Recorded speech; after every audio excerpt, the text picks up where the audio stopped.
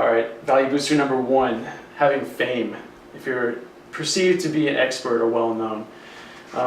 Like something that Frank Kern did that was really cool was he kind of wants to position himself as like the king of internet marketing or just the top, you know? So instead of getting other people to say he is or trying to say he is, he just did a state of the internet address.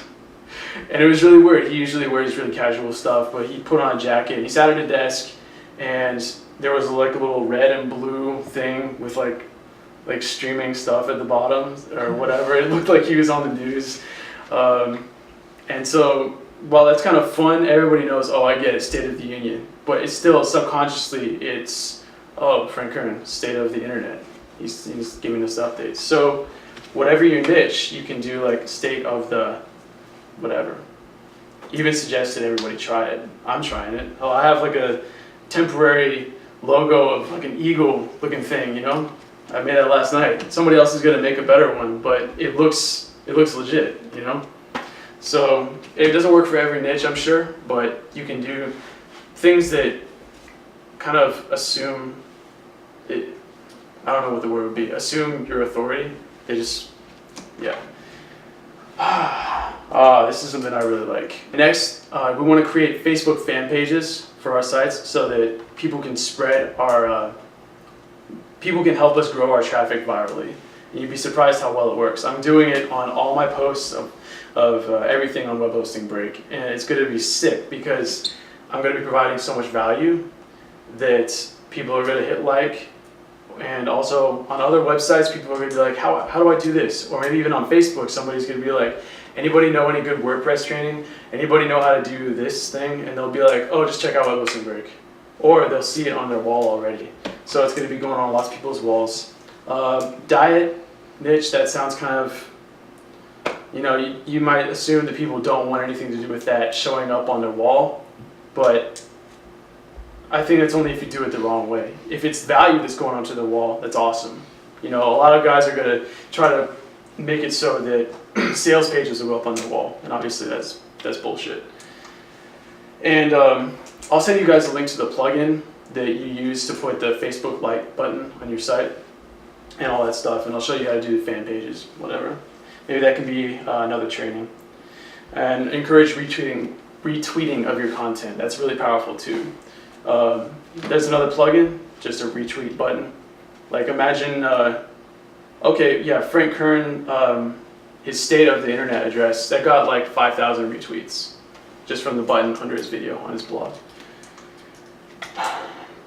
I'm actually moving all my videos to YouTube. We were going to do it on Vimeo, but you know, because their API is awesome. But I think the viral power of YouTube is much better, and so I think you're also not allowed to do commercial stuff on Vimeo, if I'm informed correctly. Syndicated content. Okay. How do I explain this one?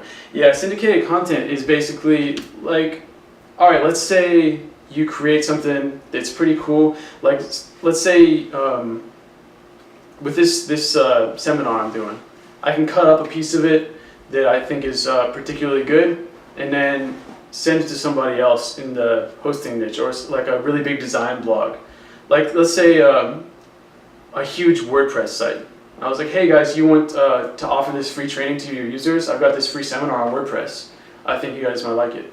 And so, number one, you're building a relationship there with them, which is cool. They might link to you. Number two, you're becoming famous kind of quickly because they have a huge user base and your stuff is going out to all of them. And then they're like, holy shit, you're awesome! You know? And in most cases, people are cool if your content that you get links to an opt-in page, tells them to go there, and a lot of times they'll even promote it for you. You know, they'll mail their list, or you know, put a page on their site that says, hey, go to so-and-so's training video right here. It's free, it's awesome, whatever. And then you have your video, opt-in box, some stuff, and another opt-in box just to increase the conversion. And then you're getting tons of people in your list who like you because somebody else was like, hey, this guy's awesome, you know, and then you delivered on the value. Another way to okay, apparently I had a list to save myself. I didn't have to go through all that, but Another idea is being a guest speaker on webinars. Like say somebody is doing a webinar on how to make sure that you eat right after you do a high intensity workout so that you don't spike your insulin and stuff and slow down your fat burning over the next 24 hours. Let's say that's very specific for an entire webinar, but let's say that's the webinar, and you maybe you have something to contribute related to that. And obviously somebody doing a webinar alone, of course, for them that's it's not as fun, and it kind of decreases the value of the webinar. So they're always looking for guests. I found people are just really open to working with each other. I had always assumed before that it would be hard, but that was my fault. Seminars. Be a guest speaker at a live seminar. That's a given. And guest writer in a paid newsletter. Another popular thing that I think is, I don't even know if I'll ever be a guest writer in a paid newsletter, but what was the site? Oh, there's an awesome site that has a lot of paid newsletters, and you can contact those people. Okay, you guys probably already know about this, but being a guest blogger, that's become really popular, and you'd be so surprised how willing people are when you ask them, you want to guest post on my blog and promote yourself, promote your site. They're like, heck yeah, that sounds awesome. And those are typically, people who are pretty famous who have contacted in design, development, programming space. And I really didn't even expect a response because they don't know who I am.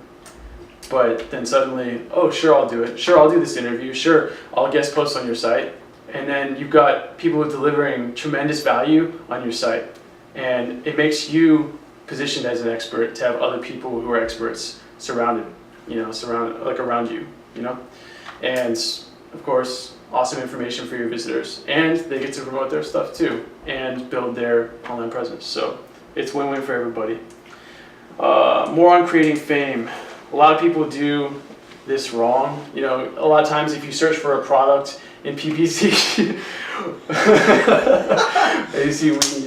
I use my friend Andy an example, how not to do it. Oh my God, Andy Cho scam if you search for Andy Cho. See the truth here. That's the first thing people think of. They want to create that fear and then get the click through, but that doesn't have that great of a conversion rate. So how to do it? Andy Cho's fans love this. Like Frank Kern did, and you guys know who Tony Robbins is. And Frank Kern actually, I guess maybe one of the reasons he felt like he could do this is because he actually worked with Tony Robbins on one of his campaigns. And anyway, when people typed in Tony Robbins, Frank Kern did a campaign on Google AdWords that said, Tony Robbins fans love this, check it out. And that's way better than saying like, Tony Robbins scam or something, check this out, is he real, and then trying to work yourself in on there. It kind of brings everybody up. All right, something to do right now, write it down. List 3 people that you could syndicate content with. 3 people in your niche, 3 sites that you've seen that you would like to do that with. You don't have to be sure about it. 20 seconds. No, 30.